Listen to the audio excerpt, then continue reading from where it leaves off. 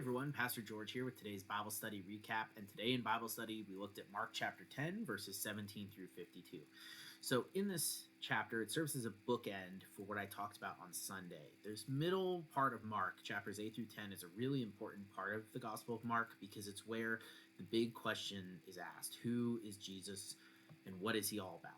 And his disciples struggle with this, even though he tells them 3 times. We saw that on Sunday. If you watch my sermon, I talk about the first time. The second time happens in chapter 9, where they don't ask any questions because they're still confused. And then chapter 10 today.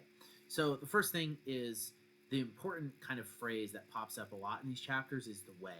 And some translations might obscure this, and I don't think they're doing it purposely. They're trying to make it understandable, so they'll say roadside or whatever. But there's this one phrase, the way, that pops up several times. And Jesus is going on the way to Jerusalem, and he's calling people to follow him. And so we started off today by looking at the rich young ruler who comes to Jesus and seems to justify himself by what he does in his actions. Jesus challenges that, but has compassion on him, which is really important. And then asks him to give up everything he has and follow him. Follow him on the way. He doesn't say that, but like, follow him where? Well, he's going to Jerusalem, right, where he's going to die. And the young man goes away and he's sad. And then Jesus has a dialogue with his disciples, points out that it's not about your wealth that makes you blessed or prosperous. It's hard even for the wealthy to get into heaven. So his disciples go, what about us?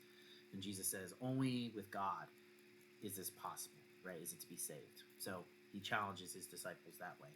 He then teaches them again about the fact that he's going to die. And this time his disciples react kind of similarly in chapter 9. In chapter 9, when this happens, they begin arguing about who's greatest.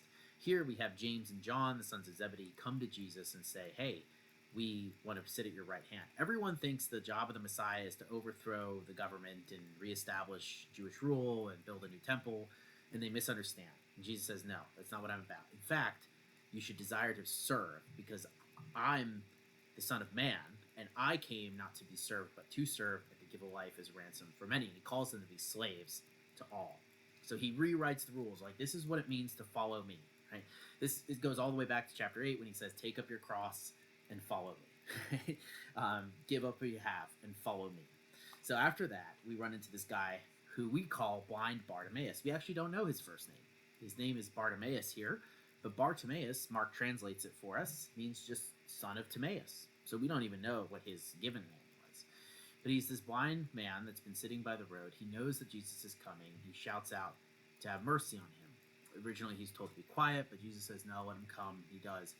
And he asks him, what do you want? And this is actually the same question he asks James and John. But unlike James and John, who are self-centered and want to sit at his left and right hand, the blind man says, if you can, let me recover my sight. Right? Let me recover my sight.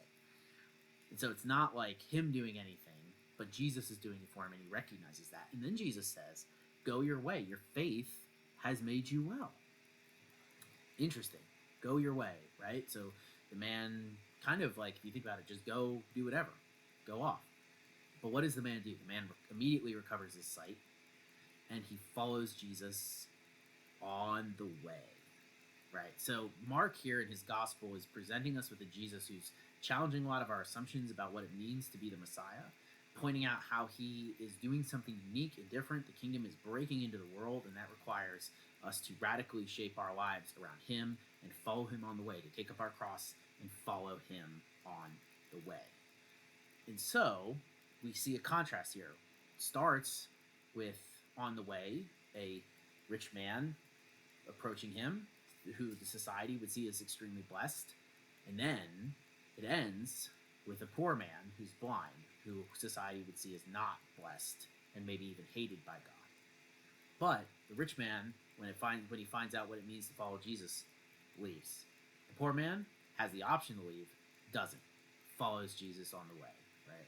And I don't think this is showing, like some people might say, option, like, oh, poor people are right. No, I don't think that's what it's saying. It's saying who is going to center their life around Christ, and that is who's going to follow him on the way. And so for us, right, when we read this passage, when we read Mark, we are saying, we're meeting Mark at his challenge. Who do you think Jesus is? Son of Man, risen from the dead, right? We follow him. He rewrites everything. we are with him on the way. That's the center of it all.